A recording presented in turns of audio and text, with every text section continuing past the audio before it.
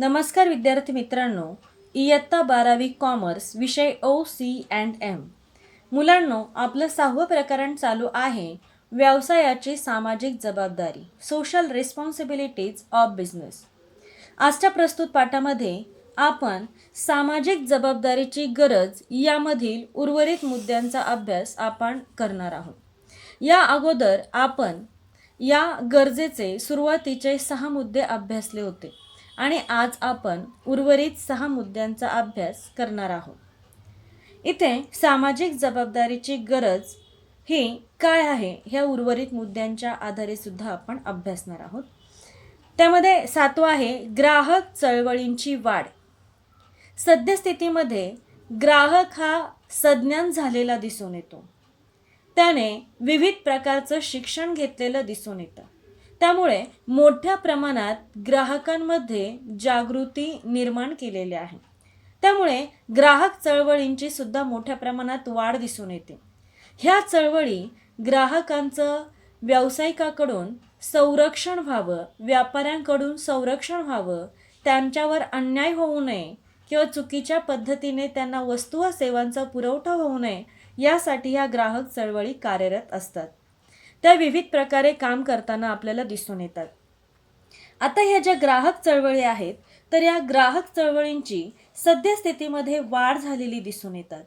त्याचबरोबर मोठ्या प्रमाणात प्रसार माध्यमे हे सुद्धा ग्राहक चळवळींचा विचार किंवा ग्राहकांची बाजू मोठ्या प्रमाणात मांडताना दिसून येत असतात. त्यामुळे हा जो ग्राहक वर्ग आहे त्यांच्या अधिकाराबाबत जागरूक झालेला दिसून येतो. त्यामुळे साहजिकच कोणत्याही व्यवसायाने ग्राहक जो काय आहे तर ग्राहकांना समाधान दिलं पाहिजे अशाच वस्तू व सेवांची निर्मिती केली पाहिजे. ग्राहकांवरती कोणत्याही प्रकारे अन्याय होता कामा नये. मग हा अन्याय कोणत्या कारणाने होऊ शकतो तर यामध्ये वस्तूंचे दर आले, दर्जा आला, त्यानंतर योग्य वजनाची वस्तू आली, तर या सर्व गोष्टींमुळे किंवा गोष्टींच्या कारणाने ग्राहकांवर अन्याय होऊ नये, त्यांना योग्य किमतीत चांगल्या दर्जाची वस्तू उपलब्ध व्हावी यासाठी व्यवसाय संस्थेने योग्य प्रकारे विचार केला पाहिजे, त्यांची जबाबदारी योग्य प्रकारे पार पाडली पाहिजे. त्यानंतर त्यापुढील मुद्दा आहे शासकीय नियंत्रण. सद्यस्थितीमध्ये मोठ्या प्रमाणात सरकार व्यवसायावरती नियंत्रण ठेवताना दिसून येतं. म्हणजेच नियंत्रण ठेवण्यासाठी सरकारचा जो काही कायदा आहे त्या कायद्याचा विचार व वापर सरकार वेळोवेळी करत असते. मग यासाठी व्यवसायाने काय केलं पाहिजे की जो कायदा आहे त्या कायद्याला अनुसरून त्यांचे व्यवहार केले पाहिजे. त्यानंतर कायद्याचं उल्लंघन होईल अशी कोणतीही कृती व्यावसायिकाने केली नाही तर त्यांचा जो व्यवसाय आहे तो चांगल्या प्रमाणात यशस्वी होऊ शकतो. त्याचबरोबर कोणत्याही कायदेशीर कृतीला किंवा कारवाईला या व्यवसायांना तोंड द्यावे लागणार नाही. म्हणून व्यवसायाने मोठ्या प्रमाणात समाजाच्या जबाबदारीबरोबरच शासनाने जी काही जबाबदारी टाकलेली आहे त्या जबाबदारीचा विचार वेळोवेळी केला पाहिजे. त्यानंतर पुढील मुद्दा आहे दीर्घकालीन स्वहित. आता प्रत्येक व्यवसायाचा उद्देश हा नफा मिळवणे, उत्पन्न मिळवणे हा असतो, म्हणजेच स्वहित साधणे असतं. जर आपण सर्वसामान्यपणे विचार केला की व्यवसायाला जर स्वहित साधायचं असेल आणि ते जर व्यवसायाला दीर्घकालीन हवं असेल तर यासाठी व्यवसायाने काय केलं पाहिजे, समाजाचा आधी विचार केला पाहिजे. काय केला पाहिजे, समाजाचा आधी विचार केला पाहिजे. कारण समाजाचा जर आधी विचार केला तर साहजिकच समाजाला त्या व्यवसायाबाबत आदराचं स्थान निर्माण होईल. समाज काय करेल की तो व्यवसाय ज्या वस्तू व सेवा निर्माण करत असेल तर त्या वस्तू आणि सेवांची मोठ्या प्रमाणात खरेदी करेल आणि आपोआप त्यांच्या नफ्यामध्ये वाढ होताना दिसून येते. की जसं आपण या अगोदरचा एक मुद्दा अभ्यासला होता नावलौकिक आणि प्रतिष्ठा, की हा मुद्दा सुद्धा तेच सांगतो की स्वहितापेक्षा सामाजिक हिताचा विचार केला पाहिजे तर नावलौकिक आणि प्रतिष्ठा आपोआप वाढते. मग जर समजा आपल्याला व्यवसायाचं दीर्घकालीन स्वहित पाहायचं असेल तर व्यावसायिकाने स्वहितापेक्षा समाजाचा हिताचा विचार केला तर त्या व्यवसायाबाबत आदराचं स्थान समाजामध्ये निर्माण होतं.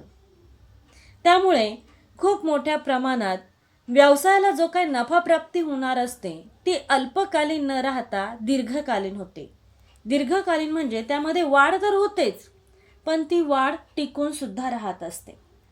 त्यामुळे ज्या वेळेस एखादा व्यावसायिक त्याला जर स्वतःची चांगली प्रतिमा समाजामध्ये निर्माण करायची असेल तर त्याने स्वतःचं हित न पाहता समाजाचं हित पाहिलं पाहिजे. त्यामुळे त्यांना आपोआप जे काही स्वहित प्राप्त होत असतं ते दीर्घकालीन स्वरूपाचं असू शकतं. त्यानंतर पुढील मुद्दा आहे गुंतागुंतीची सामाजिक समस्या. बऱ्याचदा अनेक व्यावसायिक त्यांच्या व्यवसायामध्ये विविध प्रकारच्या आणि गुंतागुंतीच्या सामाजिक समस्या निर्माण करताना दिसून येत असतात. मग यामध्ये की जसं आपण पाहिलं की व्यावसायिकाने पर्यावरणाबाबत विचार केला पाहिजे किंवा कामगारांना योग्य वेतन दिलं पाहिजे, त्यांना आवश्यक सुविधा दिल्या पाहिजे. परंतु बऱ्याचदा व्यावसायिक काय करत असतात की पर्यावरणाबाबत जागरूक असत नाहीत. त्यानंतर कामगारांच्या ज्या काही अपेक्षा आहेत त्या अपेक्षा पूर्ण करत नाही. त्यांना कामाच्या ठिकाणी योग्य आणि सुरक्षित वातावरण निर्मिती करत नाही. त्यांना योग्य वेतन देत नाही, योग्य सुविधा देत नाहीत. त्याचबरोबर जर समजा एखाद्या व्यक्तीला प्रमोशन द्यायचं असेल तर त्यामध्ये सुद्धा भेदभाव केला जातो. त्यामुळे साहजिकच व्यावसायिक स्वतःच काही गुंतागुंतीच्या सामाजिक समस्या निर्माण करत असतात. त्यामुळे व्यावसायिकाने अशा प्रकारच्या समस्या शक्यतो व्यवसायापासून दूर ठेवल्या पाहिजेत. आणि दुसरं महत्त्वाचं म्हणजे की ह्या समस्या दूर ठेवून त्यांच्यामध्ये जर संघर्ष निर्माण होत असतील तर ते संघर्ष दूर करण्याचा प्रयत्न केला पाहिजे. ती त्यांची नैतिक जबाबदारी असते. त्यानंतर पुढील मुद्दा आहे जागतिकीकरण. जागतिकीकरण म्हणजे काय? सर्व जगाची एकच बाजारपेठ. आता या जागतिकीकरणामुळे, उदारीकरणामुळे खूप मोठ्या प्रमाणात व्यावसायिकांना स्पर्धा निर्माण झालेल्या दिसून येतात. खूप मोठ्या बहुराष्ट्रीय कंपन्या भारतामध्ये येऊन मोठ्या प्रमाणात त्यांना भांडवल उपलब्धी असल्यामुळे मोठ्या प्रमाणात त्या यशस्वी होताना दिसून येते. त्यात त्यांच्याकडे भांडवल मोठ्या प्रमाणात आहे, आधुनिक तंत्रज्ञान आहे. त्यामुळे साहजिकच त्या मोठ्या प्रमाणात नफा मिळवत असतात, मोठ्या प्रमाणात व्यवसाय करताना सुद्धा दिसून येतात. मग आपल्या देशातील ज्या काही विविध व्यावसायिक आहेत तर त्या व्यावसायिकांनी सुद्धा त्यांना अशा प्रकारे निर्माण केलं पाहिजे की त्यांना जागतिकीकरणामुळे ज्या काही समस्या निर्माण होत असतात, ज्या काही स्पर्धा निर्माण होत असतात तर त्या समस्या सोडवता आल्या पाहिजेत. निर्माण होणाऱ्या स्पर्धांना तोंड देता आलं पाहिजे. म्हणजे हे जागतिकीकरणामुळे सध्याच्या व्यावसायिक जगामध्ये खूप मोठ्या प्रमाणात स्पर्धा निर्माण झालेल्या आहे. मग या स्पर्धेला तोंड देता यावं यासाठी व्यावसायिकाने त्याची कार्यक्षमता वाढविली पाहिजे. विविध गोष्टींचा विचार व्यवसाय करताना केला पाहिजे की ज्यामुळे योग्य पद्धतीचा जर वापर व्यावसायिकाने केला तर जागतिकीकरणामुळे ज्या काही विविध आणि बहुराष्ट्रीय कंपन्या मोठ्या प्रमाणात व्यवसाय जगतामध्ये उतरलेल्या आहेत त्यांच्या स्पर्धेला या भारतीय व्यवसायांना सहज तोंड देता येऊ शकेल. त्यानंतर शेवटचं गरज आहे माध्यमांची भूमिका. सद्यस्थितीमध्ये माध्यमं ही आपल्याला वेगळ्या प्रकारे भूमिका पार पाडताना दिसून येतात. याच माध्यमांमुळे व्यावसायिकाला विविध प्रकारच्या समस्यांनाही तोंड द्यावं लागतं. त्याचबरोबर मोठ्या प्रमाणात बऱ्याचदा फायदाही होऊ शकतो. या माध्यमांचा विचार व्यावसायिकाने शक्यतो वस्तूंच्या जाहिराती करता केलेला दिसून येतो आपल्याला. दुसरं महत्त्वाचं म्हणजे सद्यस्थितीमध्ये जी काही माध्यमं भूमिका बजावत असतात त्या माध्यमांमुळे सद्यस्थितीत इंटरनेटचा वापर मोठ्या प्रमाणात झालेला आपल्याला दिसून येतो. ह्या इंटरनेटच्या साहाय्याने एखाद्या वस्तूची माहिती त्वरित एका ठिकाणाहून दुसऱ्या ठिकाणी पोहोचू शकते किंवा एखादी वस्तू आपण त्वरित विक्री सुद्धा करू शकतो. मग अशा वेळेस व्यावसायिकाने ह्या आधुनिकतेचा विचार करायला पाहिजे.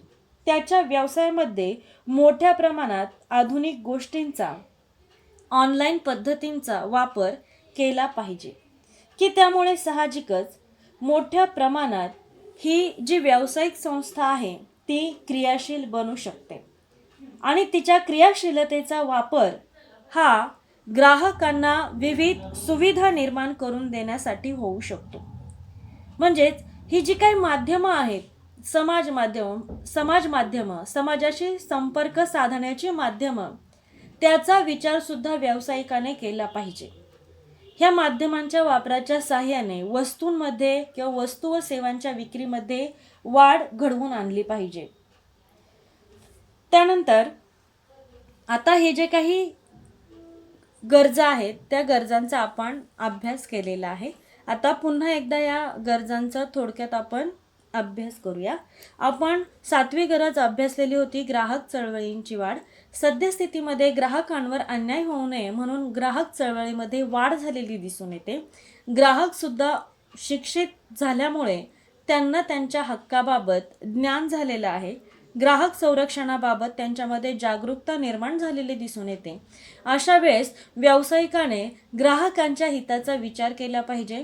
अशा प्रकारे वस्तू आणि सेवांची निर्मिती केली पाहिजे की ज्यामुळे ग्राहकांवर किंवा जी व्यक्ती वस्तू आणि सेवांचा उपभोग घेते त्या व्यक्तीवर वाईट प्रभाव पडू नये. त्यानंतर शासकीय नियंत्रण. सद्यस्थितीमध्ये शासनाचं मोठ्या प्रमाणात कायद्यांद्वारे व्यावसायिकांवर नियंत्रण असतं.